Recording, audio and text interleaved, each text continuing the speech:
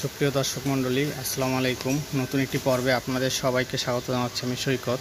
আজকের পর্বে আমাদের বর্তমান সময়ের আতঙ্ক এফিমেরাল ফিভার নিয়ে কথা বলবো। তো এফিমেরাল ফিভার হইল 3 দিনের একটা জ্বর।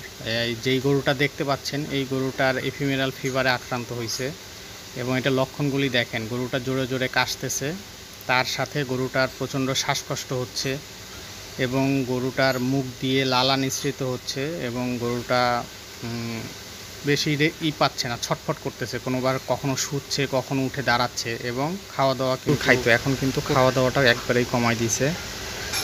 তো এই সব দেখার পরে এটা আমার খামারে এই বছরের প্রথম এই সমস্যাটা। তো আমি সাথে সাথে ডাক্তারকে ফোন দিই এবং ডাক্তার এসে দেখার পরে এবং এটা শ্বাসকষ্টটা খুবই বেশি হচ্ছিল। তো ডাক্তার এটা দেখে এটা এফিমেরাল ফিভার বলে। আর এফিমেরাল ফিভারটা এখন প্রচণ্ড গরম, আবার রাতে প্রচণ্ড ঠান্ডা, এই কারণে হয়। আবার এই যে মশা মাছি থেকে এই রোগটা ছড়ায়। তো যাই হোক, আল্লাহ যেটা কপালে লিখে রাখছে এটা আমাদের ট্রিটমেন্ট করতে হবে। তো আমাদের এখানকার ডাক্তার এটাকে 4-5 বার দিনে মাথায় পানি দিতে বলছে, শরীরটা মুছে দিতে বলছে এবং দিনে 2 বার গোসল করাইতে বলছে। আর ট্রিটমেন্ট হিসাবে আপনারা এখানে দেখেন, এখানে একটা আছে পিফারভেট ওষুধ। এটা হলো একটা ইনজেকশন। এটা pain inflammatory and fever reliever, এটা জ্বর এবং ব্যথার জন্য কাজ করে।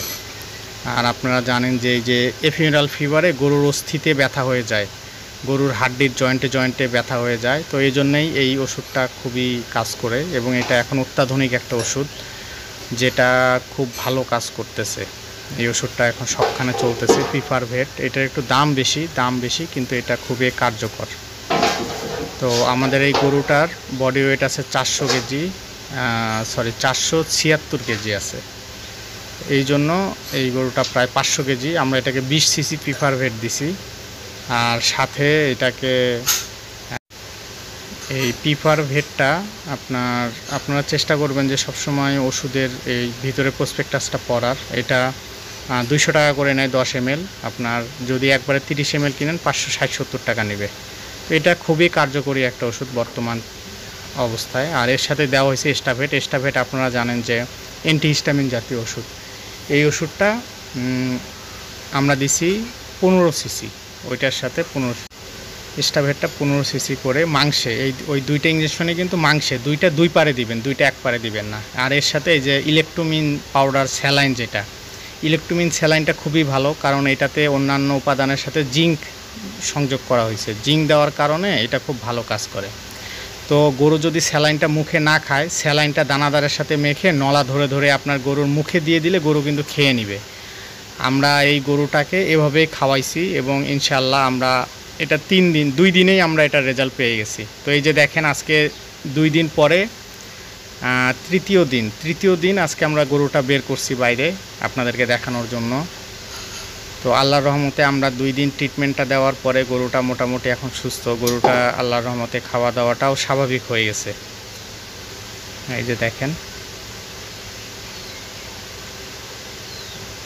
এবং এখন শ্বাসকষ্টটাও চলে গেছে। নাক মুখে যে লালা ঝরতেছিল, লালাটাও আল্লাহর রহমতে অনেকটা কমে গেছে।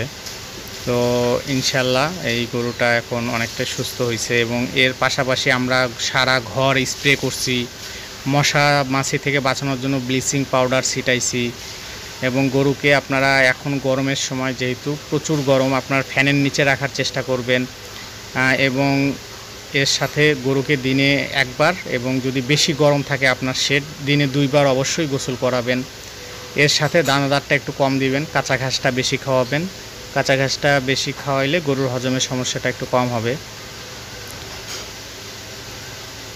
এবং আপনাদের যে কোনো ধরনের সমস্যায় আপনারা অবশ্যই স্থানীয় ডাক্তারদের সাথে যোগাযোগ করবেন এবং তাদের পরামর্শ অনুযায়ী ট্রিটমেন্ট নেওয়ার চেষ্টা করবেন। আর আমি এই ভিডিওটা তৈরি করছি, তার মানে আপনারাও যে এই ট্রিটমেন্ট দিবেন ব্যাপারটা এরকম না। আমি এটা আপনাদের অভিজ্ঞতার জন্য শেয়ার করছি।